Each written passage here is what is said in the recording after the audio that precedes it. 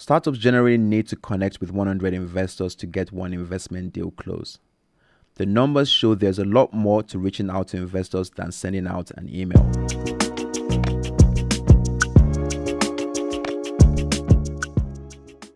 Welcome back to Fundraising on the Go, the podcast brought to you by PwC Next Level, where we unravel the mysteries of fundraising for startups.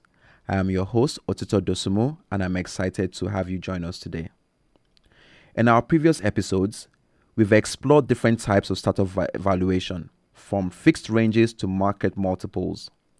Today, we are shifting our focus from the preparation phase to the next phase in the fundraising process, which is reaching out to investors. So imagine this.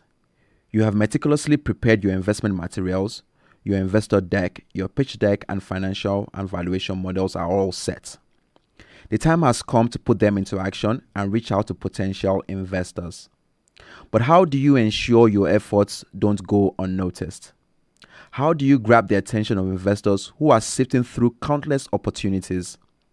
Let's dive into the strategy that will make your startup stand out in the crowd. Before we proceed, it's crucial to put yourself in the shoes of an investor. Investors are reviewing hundreds of investment opportunities, and it's critical that you make the best first impression possible. The first step of the reach out process is identifying the right investor for your startup. This entails research and screening to find potential investors who are aligned with your business goals. Consider factors such as the industry sector, stage of development, investment range, and geographic area when compiling your investor list. Once you've compiled a long list of investors, you'll want to focus on those who are most likely to invest in your startup. To determine which investor will fit into this category, focus on investors who have a solid track record in your industry, a strong network, and a willingness to invest time, money, and skills in your venture. It is critical that you reach out to investors whose investment mandates align with your company. Not only does it save you lots of time, it also provides you with the best opportunity to receive the most added value when you receive investments. Getting a meeting with investors requires a strategic approach. Cold outreach to investors may appear bold and ambitious, but it frequently yields limited results. Having warm introductions to investors from your personal network, as well as reputable and credible advisors such as PwC, on the other hand, is more effective. Leverage your personal network and credible advisors to make these introductions. In addition to referrals, meeting investors in person at events and conferences can be beneficial. In order to obtain a successful fundraising process, you will need to combine these methods in order to connect with the right investor for you. Remember, dividing and conquering by assigning team members to network can increase your chances of making meaningful connections. As you will understand by now, reaching out to investors doesn't happen overnight. You need to build relationships with them throughout the years so you can activate them faster once you need funding. To make sure you are on the radar of the investors you are interested in, we have identified 5 activities that can assist you in increasing your visibility. Firstly, ensure your startup is prominently featured on essential databases like Crunchbase, PitchBook, Dealroom, and so on and so forth.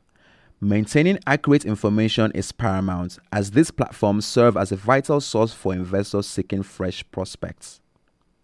Additionally, craft a compelling client case study that highlights the tangible value of your solution. This not only underscores the viability of your offering, but also reinforces its appeal as a worthwhile investment opportunity. Moreover, tap into both traditional media channels and social platforms to effectively showcase your accomplishments and significant milestones. This multifaceted approach enhances your presence and makes your success story more compelling. Furthermore, position your team as authoritative voices within your industry. This can be achieved through avenues such as publishing insightful reports, engaging in interviews, and generating content that reflects your team's extensive expertise. Finally, consider affiliating with reputable accelerators or incubators. These programs provide not only valuable networking prospects, but also lend your startup credibility that resonates with potential investors.